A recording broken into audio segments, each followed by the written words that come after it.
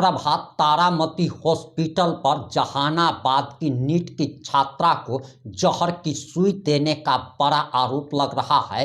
उसी अस्पताल में आधी रात में रेड मारने पप्पू यादव पहुंच गए और पप्पू यादव ने वहां पहुंचकर सेक्स रैकेट का भी खुलासा कर दिया है। और आखिर पूरा मामला क्या है, पूरा मामला इस 5 से 8 मिनट की रिपोर्ट में हम आपको बताने जा रहे हैं।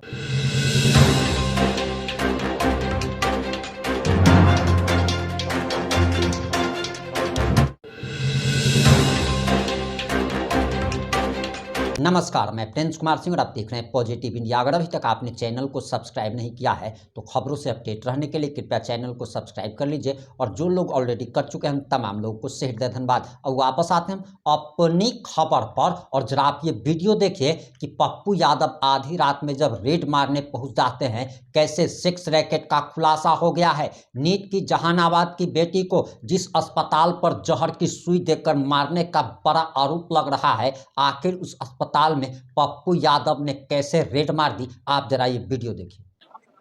कोई है? कौन है? कौन है? अंदर से बुलाओ ना।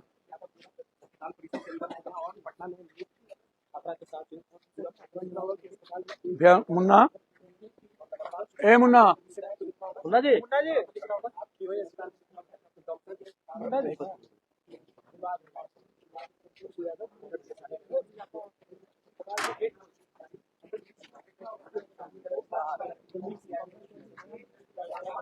कोई तो है ही नहीं। अंदर कहा जाएंगे भाई? ए, कोई है ही नहीं। कोई तो होगा ना, काउंटर पर कोई होगा ऐसा तो पूछो ना, उसको बोला है।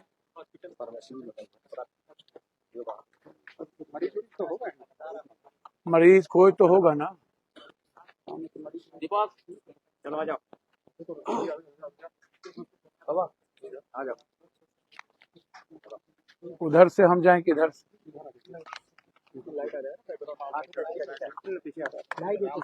नजदीक करिए।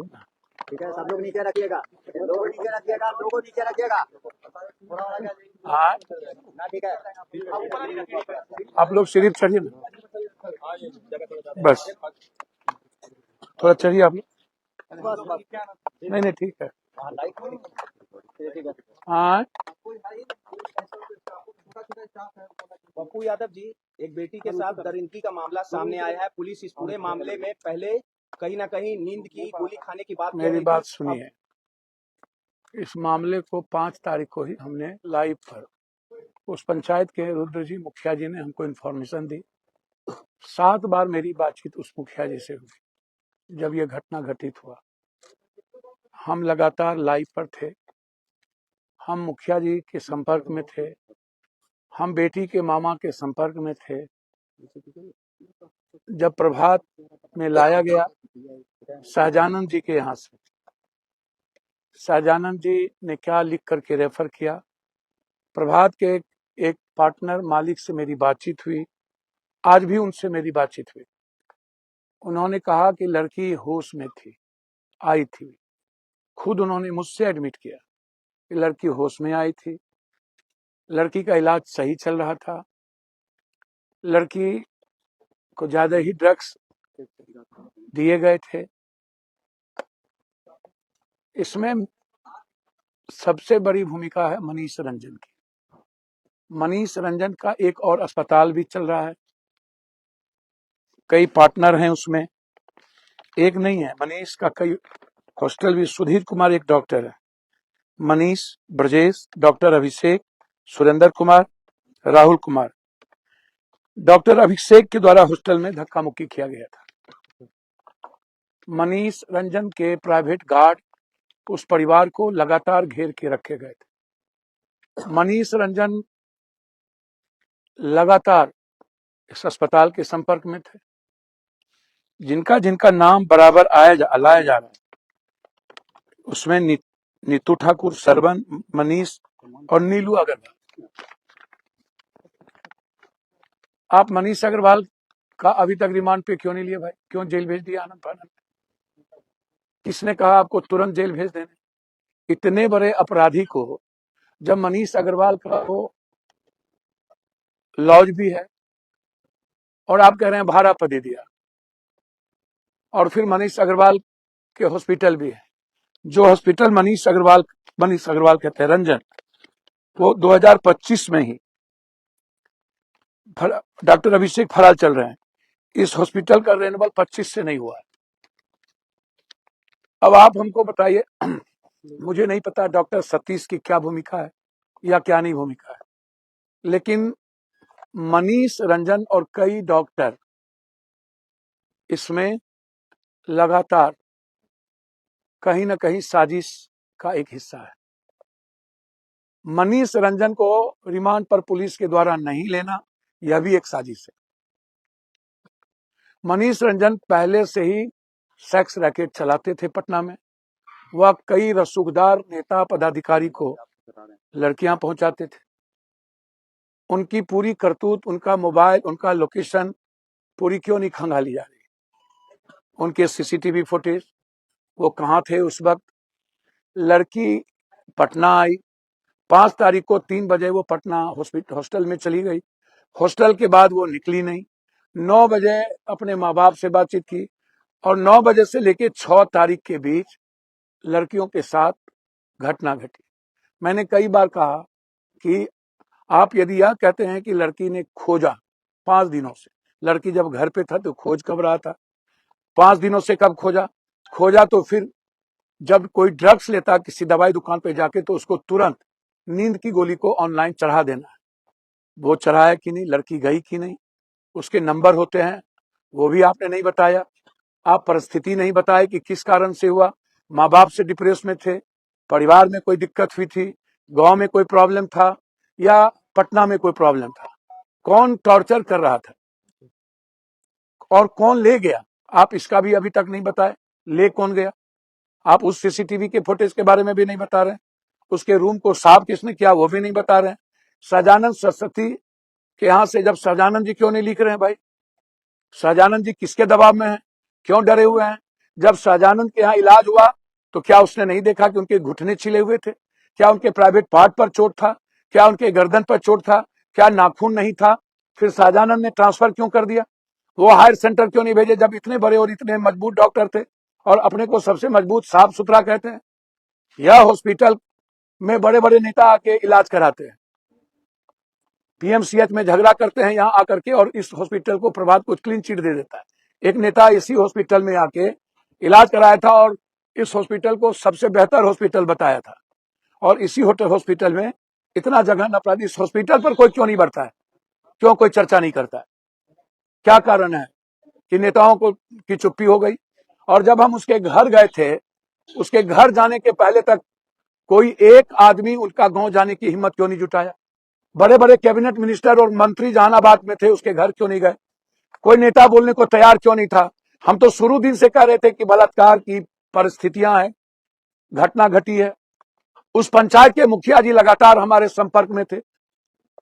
इस तरह की आत्महत्या, हम मानवर एएसपी से पूछना चाहेंगे कि क्या टैबलेट किसी को मिल जाएगा, किसी गैर आदमी को नींद की 90 गोली तो ला के किसने दिया? घटना क्यों से घटी? और प्रभात हॉस्पिटल में जब बेटी की पूरी तरीके से वो सेंसेबल था, और हमसे इन्होंने कहा यहाँ के मालिक ने वो ठीक थे, इलाज कर रहा था, फिर हायर सेंटर में भेजने की जरूरत उसको क्यों पड़ी? मेदांता फिर क्यों भेज दिया गया? और परिजन को एक बार मिलने के बाद मनीष रंजन के बॉडीगार्ड ने क्यों मिलने नहीं दिया? उसको घेर के रखा। और फिर मेदांता में मिलने क्यों नहीं दिया गया? क्या जो वो कह रहे हैं कि भेंट पर गए, तो भेंट पर आया नहीं।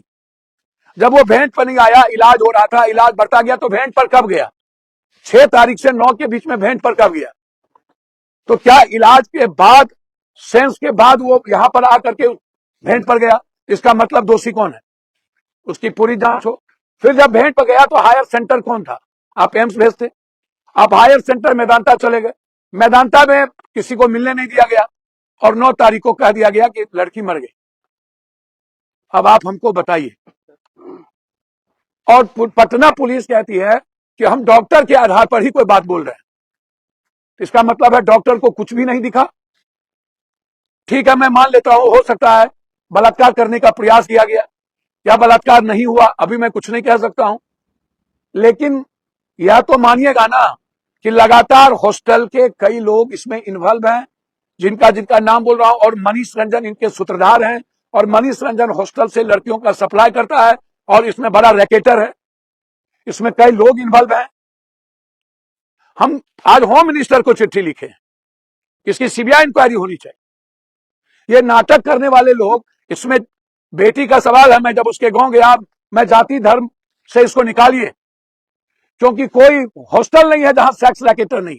आप जांच कीजिए पटना के सारे हॉस्टल को, सीसीटीवी को, कि बड़ी बड़ी गाड़ियां एक जगह नहीं क्यों लगती है, बड़ी गाड़ियों में लड़कियां को कौन ले जाता है, कौन दबाव देता है। एक अच्छे दोस्त साथ में आए और उसके बाद बार्गेनिंग शुरू कर देता है हॉस्टल के मालिक लोग कि तुम्हारे साथ दोस्त कौन आया था। फिर जेंट्स लड़के के साथ लड़कियों को रखना, यह कौन सा भाई नया कानून बन गया। और अभी तक पटना में या अन्य जगहों पर मॉनिटरिंग क्यों नहीं होती है, इसकी निगरानी कौन करेगा। इतने सारे हॉस्टल खुले जा रहे हैं, सब कुछ लिखा हुआ 8,000, 7,000, 9,000, 10,000, और अभी तक पुलिस पर कार्रवाई क्यों नहीं हुई। आप यहाँ पहुंचे हैं, डॉक्टर्स नहीं मिल रहे हैं आप लोगों को। भैया एक बात समझ में नहीं आता, आप इसको डाइवर्ट मत कीजिए। हम कह करके फोन से बात करके तब आए कि हम आ रहे हैं, हमको बताइए आप डिटेल क्या है। अब वो कहाँ है, मालिक है एक पार्टनर जी। डॉक्टर फरार क्यों हो गया? अभी तो सब थे, फिर गायब हो गए। भैया मुझको नहीं पता क्यों गायब हो गए, कहाँ गायब हो गए, लेकिन मैं आपको बता दूं, इसमें 3 पार्ट है। पहला पार्ट है हॉस्टल और मनीष रंजन और उसका सेक्स रैकेट, दूसरा पार्ट है हॉस्पिटल। मैं सबसे ज्यादा उस व्यक्ति जो पहला हॉस्पिटल कौन, शर्मा, सदानंद शर्मा जी से पूछना चाहूंगा कि आपने ट्रांसफर क्यों किया, क्या आपको बच्ची की चोट नहीं दिखी, और आपने क्यों बरगलाया, किसके दबाव में बरगलाया। 2, तीसरा यहां आए तो आपने पुलिस को क्यों झुटलाया, पुलिस की को आपने क्यों गलत रिपोर्ट दी। पुलिस अपने से तो बोली नहीं होगी, क्यों गलत रिपोर्ट दी। मैं मानता हूं कि थाना प्रभारी गलत हो, एसपी गलत हो जाए, एसपी तो कह रहे हैं कि डॉक्टर का रिपोर्ट के बारे पर आधारित पर बात कर रहे हैं।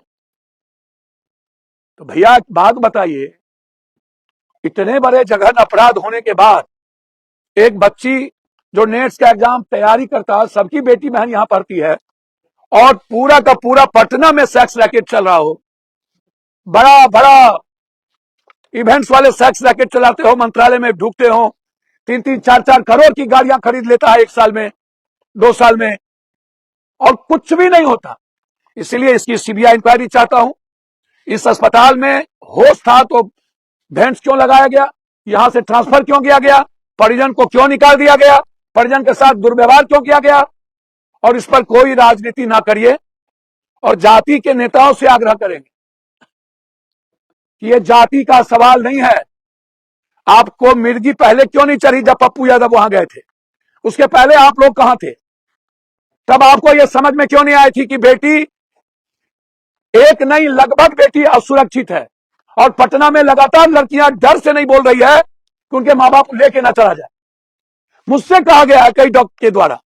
इसलिए इस अस्पताल, जो प्रभात एक अच्छे डॉक्टर थे, मैं उसको सम्मान करता हूं, लेकिन वर्तमान में किस किस की भूमिका है, और अभिषेक क्यों भागा हुआ है, कहां है, और अभी तक गिरफ्तार क्यों नहीं हो रहा है। मनीष रंजन का आपने क्यों नहीं लिया, उसको जेल से क्यों नहीं लाए, उसके सारे मोबाइल लोकेशन का क्या है, उसका कनेक्शन कहां है, उसका कॉल डिटेल क्या है, बच्ची को किस किस का फोन आया, बच्ची ने किससे फोन पर बात की आपके पास है, और उसके बाद इतने दिनों के बाद न्याय नहीं मिली। और आप 11 तारीख को चिट्ठी लिख करके देते हैं कि हम एसआईटी जांच करेंगे। केंद्र भी आपका, प्रदेश भी आपका। हम आग्रह करेंगे कि अच्छी बात है, अच्छे अफसर के नेतृत्व में एसआईटी जांच हुई है, लेकिन मुझे लगता है कि प्रथम चरण में कई रसूखदार लोगों को बचाने की प्रक्रिया हुई है, इसमें बहुत सारे लोग इन्वॉल्व हैं। इस एसआईटी जांच से पूरे पटना के हॉस्टल की जांच होनी चाहिए। सरकार को एक रेगुलेटरी बॉडी बनानी चाहिए, निगरानी बनानी चाहिए। प्रत्येक अस्पताल और लॉज से थाना को, पुलिस को पैसा जाता है, अकूट पैसा जाता है। मनमानी कुकर्म कीजिए, कौन आएगा, किसकी गाड़ी आएगी, कितनी बड़ी गाड़ियां आएगी, आपको जो करना हो करिए, आप पैसा देते जाइए, और आप फलते फूलते जाइए। 22, 23, 18 लॉज शंभू अग्रवाल का खुल गया, जो भाड़ा पर रहता हो। इससे बड़ा बात कुछ नहीं। हमने होम मिनिस्टर से कहा है 20 तारीख को हम होम मिनिस्टर से मिलेंगे, जरूरत पड़ेगी। हमने परसों मामा उनके पटना डेरा पर रात में सारे परिवार आए थे। हम जब चित्रगुप्त नगर थाना से बातचीत हम 4 बार करना चाहे, वो फोन नहीं उठाई। मैसेज किए तब हमको वो कॉल की। जब मैंने उनको कहा कि पोस्टमार्टम रिपोर्ट आप दीजिए, नहीं तो मुझे आना पड़ेगा, तब जाकर के वो परिजन को पोस्टमार्टम रिपोर्ट दी। मेरे फोन करने के बाद उनके सारे मामा लोग मेरे यहाँ आए और फिर वो भूखे थे 5 दिनों से, हम लोग साथ में खाना खाए। उनको मैंने घर भेजा, उनको धमकियां पर धमकियां मिली। थाना प्रभारी के द्वारा कहा गया 10 साल के बाद पता चलेगा तुम लोगों को क्या भोग होता है। इस तरह की परिस्थितियां, इतना डर, इतना खौफ, केस कर देना, उसके बाद तुरंत 353 और लगा करके पुलिसिया जुल्म का आतंक पैदा करना, ये सब इस साजिश को और ताकत देता है। बच्चियों के साथ 2 घंटे तक लड़ाई चली और बच्चियों के साथ मेरा मानना है कि निश्चित रूप से प्राइवेट पार्ट सूजन था। ये बलात्कार का सबसे बड़ा जीता जागता उदाहरण। अपराधियों को आखिर कौन बचा रहा है आपकी? भैया ये तो पुलिस से पूछिएगा ना, हम बता देंगे। रोशनी कुमारी क्या भैया उसमें तो ये आप ही लोग तो लिखते हैं सम्राट बाबू के पुलिस, सम्राट बाबू के पुलिस, सम्राट बाबू के पुलिस, उनसे पूछिए। भैया सर सबकी भूमिका संदिग्ध है। उसमें अभिषेक रंजन को क्यों नहीं रिमांड पर लिया गया? अभिषेक मनीष को, अभिषेक कहाँ है? जब यहाँ पुलिस हमारी बेटी यहाँ पर क्या कहते सेंसेबल था तो वैन पर कैसे गया? और शर्मा जी क्यों भेजे? शर्मा जी को प्राइवेट पार्ट और नाखून नहीं दिखा? शर्मा जी किसके प्रेशर पर उसको इस अस्पताल में ले गया? सदानंद सरस्वती दोषी है, दोषी है। सरकार कहती है कि कार्रवाई फंसाती है जी, स्वास्थ्य मंत्री ऐसे हॉस्पिटल पर कार्रवाई क्यों नहीं करते हैं? कहां से करेगा भैया? अब हम स्वास्थ्य मंत्री की बात अभी नहीं करेंगे। हम चाहेंगे जितना अस्पताल हो, नर्सिंग होम, उसकी जांच हो, मेडिकल को। क्यों हो रहा है? भैया सम्राट बाबू से पूछिए, होम मिनिस्टर है। वो कुछ नहीं बोल रहे हैं। अब आपकी क्या प्रतिक्रिया है? अपनी प्रतिक्रिया जरूर दीजिएगा। क्या आपको लगता है कि बिहार सरकार जहानाबाद की बेटी को मरणोपरांत न्याय दिला पाएगी? आप जो भी सोचते हैं कमेंट बॉक्स में लिखना मत भूलिएगा। जुड़े रहे हमारे साथ। जय हिंद, जय भारत।